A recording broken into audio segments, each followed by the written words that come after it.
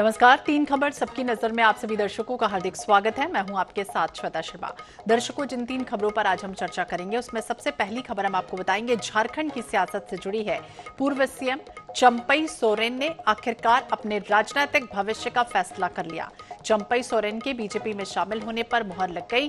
तो दूसरी खबर मध्य प्रदेश से है, जहां छतरपुर में थाने पर पथराव मामले के मुख्य आरोपी यानी कि शहजाद अली के खिलाफ पुलिस ने लुकआउट सर्कुलेशन जारी कर दिया है।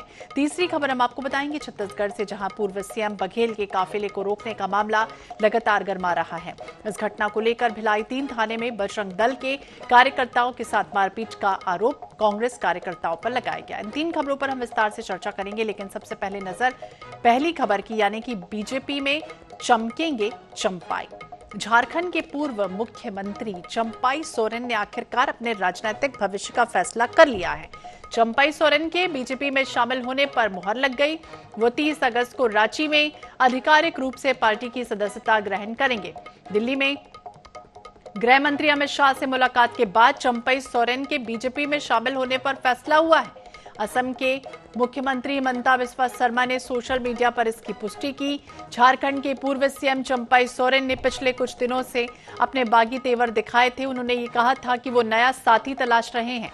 सोमवार को दिल्ली पहुंचे चंपई सोरेन ने भाजपा के कई बड़े नेताओं से बातचीत की थी और तभी से कयास लगाए जा रहे थे कि उनको भाजपा में शामिल होने के लिए हरी झंडी मिल गई है। बता दें, कुल्हान टाइगर के नाम से प्रसिद्ध चंपई सोरेन सबसे वरिष्ठ आदिवासी नेता हैं। उन्हें मजदूर वर्ग के नेता के रूप में भी जाना और पहचाना जाता है, जिन्होंने शिबू सोरेन के नेतृत्व में झारखंड के लिए लड़ाई लड़ी। इसलिए माना जा रहा है कि झारखंड में और मजबूत पकड़ बनाने के लिए बीजेपी के लिए चंपई सोरेन अहम है। आगामी झारखंड विधानसभा चुनाव 2024 से पहले चंपई सोरेन के साथ आने से भाजपा को बड़ा फायदा आने वाले दिनों में मिल सकता है। तो अब बीजेपी के होने जा रहे हैं चंपई सोरेन। लगातार कयास लग रहे थे। हालांकि ये भी कहा जा रहा है कि चंपई सोरेन की अब सुरक्षा बढ़ाई गई है। Z+ कवर में पूर्व सीएम अब आने वाले दिनों में दिखाई देंगे, तो बीजेपी में शामिल होने जा रहे हैं। हालांकि अभी तक JMM और केंद्रीय मंत्रिमंडल से उन्होंने इस्तीफा नहीं दिया है। तो एक नजर बीजेपी को मिल सकता है बड़ा फायदा, क्योंकि सबसे बड़े आदिवासी चेहरे के रूप में पहचान रखते हैं। आदिवासी चेहरा है, तो आने वाले दिनों में झारखंड में चुनाव होना है और इस तरह से समझें तो काफी फायदा बीजेपी को मिल सकता है।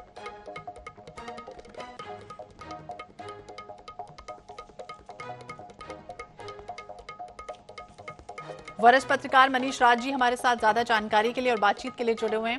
मनीष जी, बहुत बहुत स्वागत है आपका INS 24/7 पर। और जिस तरह से अगर हम बात करें तो अमित शाह से मुलाकात हुई और चंपई सोरेन की, इसके पहले अगर हम देखें और समझें तो हिमंता बिस्वा शर्मा का बयान भी सामने आया था कि पॉलिटिकल हमारी उनसे कोई बातचीत नहीं होती चंपई सोरेन से, लेकिन बातों ही बातों में उन्होंने जिक्र कर दिया था कि अगर वो बीजेपी में आते हैं तो कहीं ना कहीं ताकत बढ़ेगी। ये जरूर बताइए मनीष जी कि जब दो राजनीतिक इंसान या फिर नेता आपस में बातचीत करते हैं और पॉलिटिकल बात ना करें, क्या संभव है? देखिए, सबसे बड़ी बात है श्वेता कि इनका जो अभी अमित शाह जी के साथ जो फोटो जो वायरल हुआ, जो सामने आई, ये बात कम से कम इसके आने के बाद से एक चीज है, जो अटकलों का बाजार जो गर्म था कि ये कहाँ जाएंगे, ये ज्वाइन करेंगे नहीं करेंगे या किन शर्तों पर कहाँ ज्वाइन करेंगे, तो इन तमाम बातों पर तो जरूर विराम लग गया। ये तो क्लियर हो गया पिक्चर कि अब ये भारतीय जनता पार्टी का दामन थामेंगे। इनके आने से भारतीय जनता पार्टी को कितना लाभ होगा कितना नुकसान होगा, ये चुनावी नतीजे बताएंगे। जैसा कि आपने कहा कि इसके संभावना जो बढ़ती है, क्योंकि कोल्हान के टाइगर ये माने जाते हैं। इनकी अपनी पृष्ठभूमि है और अपनी इनकी पकड़ है, इनकी अपनी पहुंच है। लेकिन अगर हम विगत कुछ वर्षों के पहले की बातों करें तो जो झारखंड में जो प्रयोग होता रहा है, लोग अपने मूल पार्टी को छोड़ करके नई पार्टियां बनाए हैं, चाहे मधु कोड़ा हो, जोबा मांझी हो, बाबूलाल मरांडी हो या अन्य हो, या सरयू राय भी देखिए आज उन्होंने जदयू का दामन थाम लिया। तो ऐसे लोगों का कोई बहुत लंबा भविष्य नहीं रहता है। शायद यही वजह रहा कि चंपई सोरेन ने इस बात को समझा और उन्होंने भारतीय जनता पार्टी का दामन थामने का निर्णय लिया। दो बातें सामने आ रही हैं कि उनका अपना एक सीट जो परंपरा उनका सीट है, और दूसरा अपने बेटे के लिए भी वो है। लेकिन शायद मैं इसे नहीं पचा पा रहा हूँ, सिर्फ इन्हीं दो शर्तों पर, इन्हीं दो सीटों को लेकर के इन शर्तों पर वो ज्वाइन कर रहे हैं। हो सकता है कि ऊपरी बातों में आपसे आपस में बातें हुई होगी कि आगे भी उनको कोई बड़ी जिम्मेदारी उनको दी जाए, प्रदेश अध्यक्ष कोई बहुत बड़ा बीमारी नहीं माना जाएगा, क्योंकि वो मुख्यमंत्री के पद से हटाए जाने के बाद उनकी नाराजगी थी और उनका जो भड़ास जो निकला था, वायरल हुआ था, तो उसमें साफ तौर पर था कि वो नहीं चाहते थे कि उनको मुख्यमंत्री के पद से हटाया जाए। काम तो अच्छे ही कर रहे थे जैसा उनका दावा था। तो मुझे लगता है कि कहीं ना कहीं कुछ अंदर खाने में कुछ बातें ऐसी हुई हैं।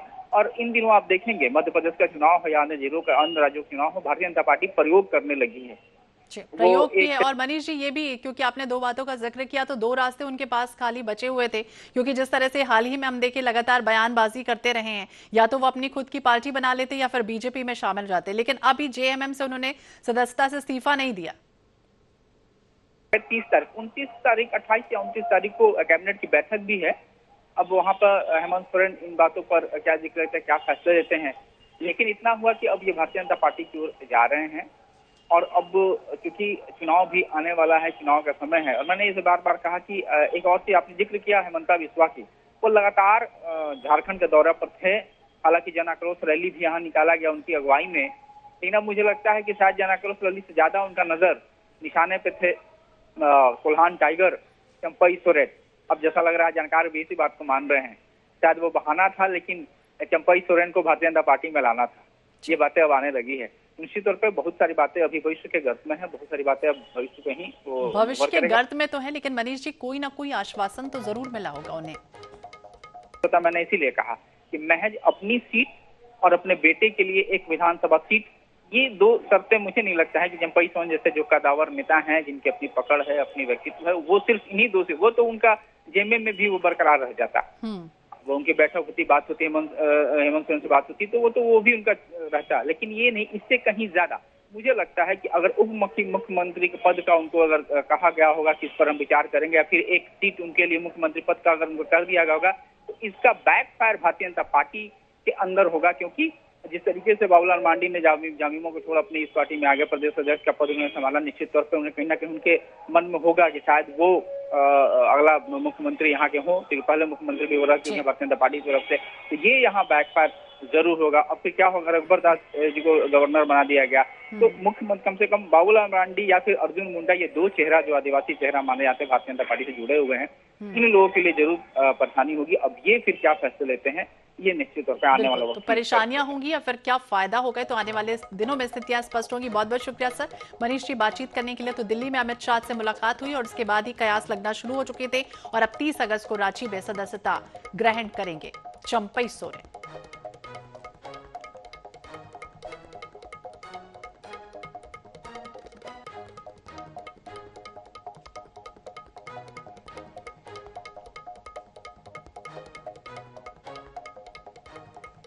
और चलिए अब बात करेंगे बीजेपी में चमके चंपाई के बाद दूसरी खबर की, यानी कि छतरपुर की, जहां कहां छिपा है आखिरकार शहजाद। मध्य प्रदेश के छतरपुर जिले का पथराव कांड आपको याद होगा, इन दिनों खूब चर्चा का विषय है। छतरपुर में थाने पर पथराव मामले के मुख्य आरोपी शहजाद अली के खिलाफ पुलिस ने लुकआउट सर्कुलेशन जारी कर दिया। इसके साथ ही शहजाद समेत अन्य फरार आरोपियों पर 10,000 रुपए का इनाम घोषित कर दिया गया है। फरार आरोपियों की गिरफ्तारी के लिए पुलिस की 10 टीमें बनाई गई हैं। इस मामले में अब तक 36 आरोपी गिरफ्तार किए जा चुके हैं। गिरफ्तार आरोपी नाजिम चौधरी के घर से तलवार और मौलाना इरफान के घर से इलेक्ट्रॉनिक सामान बरामद हुए। बता दें कि 21 अगस्त से पुलिस छतरपुर हिंसा के मुख्य आरोपी शहजाद अली की लगातार तलाश कर रही है, लेकिन शहजाद अली अभी भी पुलिस की गिरफ्त से दूर है। पुलिस को इस बात का डर है कि कहीं वो देश छोड़कर किसी दूसरे देश में चला ना जाए, इसलिए पुलिस ने आरोपी के खिलाफ लुकआउट सर्कुलर नोटिस जारी किया है। छतरपुर में थाने पर हुए पथराव मामले में मुख्य आरोपी के आलीशान बंगले को बुलडोजर से जमींदोज कर दिया गया। ये तस्वीरें उसी समय की हैं। पुलिस के इस एक्शन पर सियासत भी देखने को मिल रही है। तो शहजाद अली के साथ हालांकि क्या होने वाला है आने वाले दिनों में फिलहाल देखना होगा, लेकिन करोड़ों की हवेली पर बुलडोजर एक्शन को कई लोग जायज भी ठहरा रहे हैं, तो इसे कई लोग गैर कानूनी भी बता रहे हैं। तारीख को जो घटना हुई थी थाना कोतवाली में, इसमें तत्काल हमारे द्वारा एफआईआर कर ली गई थी और इसमें इलेक्ट्रॉनिक साक्ष्य और अन्य भौतिक साक्ष्य भी एकत्रित किए जा रहे हैं। 36 लोगों को हमने राउंड अप कर लिया है, जिनको माननीय न्यायालय के समक्ष पेश किया गया है। तो मध्य प्रदेश के छतरपुर में थाने पर हमले के मुख्य आरोपी शहजाद अली की करोड़ों की हवेली पर बुलडोजर एक्शन हुआ। विनोद मिश्रा ज्यादा जानकारी के लिए हमारे साथ सहयोगी छतरपुर से जुड़ गए हैं। विनोद, जिस तरह से हम बात करें, शहजाद के खिलाफ लुकआउट सर्कुलर जारी हुआ है। आखिरकार लगातार पुलिस तलाश रही कि कहां पर छुपा हुआ है। करोड़ों की हवेली को जमींदोज किया गया, उसकी कई कारों को भी तोड़ दिया गया। उसके बाद कई लोग इसे जायज ठहरा रहे हैं तो कई लोग गैर कानूनी भी बता रहे हैं। जी मैडम, आपको बता दें कि छतरपुर में 21 अगस्त को जो पथराव की जो घटना हुई थी, जिसमें जो शहजाद हादी जो कि मुख्य आरोपी है, जिसके खिलाफ छतरपुर पुलिस अधीक्षक अगम जेल ने लॉकआउट का नोटिस जारी किया है। वहीं 6 लोगों के खिलाफ जिला बदर की कार्रवाई भी की गई है। और आपको ये बता दें कि लगातार पुलिस सक्रिय है, चप्पे चप्पे पर पुलिस तैनात है और मामले को शांत कर दिया गया है। हालांकि जो आरोपी हैं, उन आरोपियों को पकड़ने को लेकर पुलिस ने टीम गठित कर दी है। टीम गठित की गई है और कुछ इनपुट मिला जिसके आधार पर अब पता साजी की जाए कि आखिरकार शहजाद अली कहां पर है। हालांकि उस पर इनाम भी घोषित किया गया। जी मैडम, अभी इस तरह की कोई जानकारी नहीं है। हालांकि पुलिस ने लॉकआउट का जो नोटिस जारी किया है, उस नोटिस में साफ तौर पर इसलिए किया गया है क्योंकि विदेश में भी जो शहजाद हादी जी हैं, उनके तार हो सकते हैं। इसलिए पुलिस ने सक्रियता से नोटिस जारी करते हुए जो संबंधित थाने हैं, संबंधित जो एरिया है, सभी जगह पे नोटिस चिपका कर दिए गए हैं और लोगों को सचेत भी कर दिया गया है कि यदि जो भी व्यक्ति आरोपी के खिलाफ जानकारी देता है तो उसके खिलाफ उसको इनाम दिया जाएगा। तो इनाम दिया जाएगा। देखना होगा आने वाले समय में किस तरह की स्थितियां बनती है। सियासत भी खूब हो रही है। विनोद, नजर बनाए रखिए। तमाम जानकारी के लिए बहुत बहुत शुक्रिया।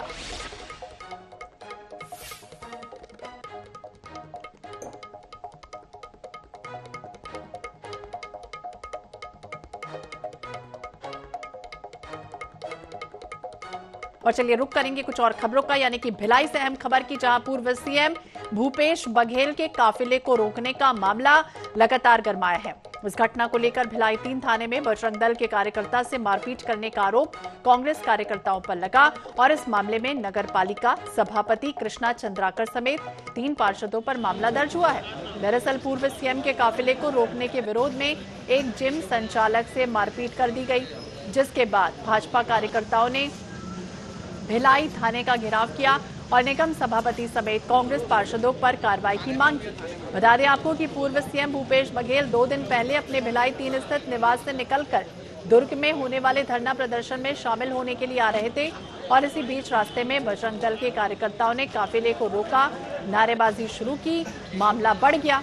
पूर्व सीएम को नीचे उतरकर बजरंग दल के कार्यकर्ताओं को समझाना पड़ा और इसके विरोध में कांग्रेसी थोड़ी देर में भिलाई 3 थाना घेरेंगे। इधर पूर्व सीएम भूपेश बघेल का काफिला रोकने वालों पर पुलिस ने मामला दर्ज किया है और अब एफआईआर के बाद पुलिस एक्शन मोड में है। पुलिस ने प्लाटून कमांडर से घटनास्थल का वीडियो भी मांगा है। देखिए, 2 दिन पूर्व जो एक सीएम साहब के काफिले में जो व्यवधान उत्पन्न किया गया था, उस में एफआईआर दर्ज किया गया था उस प्रकरण पर, जिसके विवेचना के उपरांत 13-14 लड़कों का नाम उसमें खुला था और उनके खिलाफ सुसंगत धाराओं में कार्रवाई की जानी थी। हमें सूचना मिली कि कांग्रेस के कुछ कार्यकर्ता जो हैं, उनमें से एक लड़के जो उस मामले में वो आरोपी था, अमित लखमानी, उसको लेने के लिए स्वयं वहाँ पर चले गए और उस लड़के को उठा करके अपने कार में लेकर के यहाँ थाने के प्रीमाइसेस में लेकर गए और उसके साथ मारपीट की भी घटना भी यहाँ पर कारित हुई, जिसके कारण बीजेपी के कार्यकर्ता यहाँ पर थाने में एकत्रित हुए और उनके द्वारा एकमत होते हुए प्रार्थी अमित लखमानी की ओर से एक एफआईआर दर्ज कराया गया है, जिसमें अपहरण और मारपीट की धाराओं में एफआईआर दर्ज की गई है। जो सूचना मिली है कि बजरंगियों के साथ मारपीट किया गया, भूपेश बघेल के दाहिने हाथ कृष्णा चंद्राकर उनके साथियों ने अपहरण किया है और इस संबंध में हमारे बजरंगी साथी बड़े आक्रोश थे। उन्होंने कहा कि भाई जो गलत हुआ है, कानून को हाथ में लिया गया है, उसके खिलाफ कार्रवाई होनी चाहिए। और आज हम अपने बजरंगी साथियों के साथ यहाँ पे पुलिस को हमने निर्देशित किया है कि सभी की गिरफ्तारी होनी चाहिए। तो उन्होंने कहा है कि सबकी गिरफ्तारी भी हो गई, अलग थाने में रखा गया है और एक आरोपी बच गए थे निर्मल को से, जो फुटेज पे दिख रहे हैं, जो महापौर हैं, उनके खिलाफ भी अपराध दर्ज करने को कहा है। अपराध दर्ज हो गया है, सबकी गिरफ्तारी भी हो रही है। अपने साथियों से मिलने आया था। अपने साथियों से मिलने आया था, गिरफ्तारी हो चुकी है। लेकिन जिस तरह से पूर्व सीएम भूपेश बघेल के काफिलों को रोकने का प्रयास किया वो मामला तूल पकड़ रहा है। और चलिए फिर से बात करेंगे भिलाई की, जहां पर पूर्व सीएम भूपेश बघेल के काफिले को रोकने का मामला लगातार गर्माया और इसी विषय पर हम बातचीत करेंगे। हमारे साथ रिकेश सेन जी जुड़ गए हैं, विधायक हैं बीजेपी के। बहुत बहुत स्वागत है रिकेश जी आपका INS 24/7 पर। और जिस तरह की स्थितियां बनी, पूर्व सीएम का काफिला रोका गया, मारपीट हुई, झगड़ा हुआ और अब कांग्रेस का प्रदर्शन, इसके पहले बीजेपी ने प्रदर्शन किया। जी, स्पष्ट है कि जब ये काफिले साथ जब जा रहे थे, बजरंगियों का वहां पे प्रदर्शन चल रहा था और भूपेश बघेल जी को किसी ने रोका नहीं। भूपेश बघेल जी खुद गाड़ी से उतरे और उतर के जो है बजरंगियों से बहस करने लगे और वो अपनी एक सुर्खियां बटोरना चाहते थे, एक संदेश राहुल गांधी को देना चाहते थे कि मैं देखिए किस प्रकार से भाइयों से और बजरंगियों से लड़ रहा हूँ, क्योंकि उनको प्रदेश अध्यक्ष बनना है। अभी जो प्रदेश अध्यक्ष बनने की होड़ जो कांग्रेस में चल रही है, अभी देवेंद्र यादव वो सोच रहे हैं कि देवेंद्र यादव ना बन जाए, उनको लगता है कि दीपक बैज फिर से रिपीट हो जाए, उनको चिरदेव बाबा फिर से लाइन में ना आ जाए। तो ये जो लड़ाई है, कांग्रेस की अंदरूनी लड़ाई है, तो सब एक दूसरे को जो है फेमस होने के लिए जो है ये सुर्खियां बटोरने के लिए कर रहे हैं।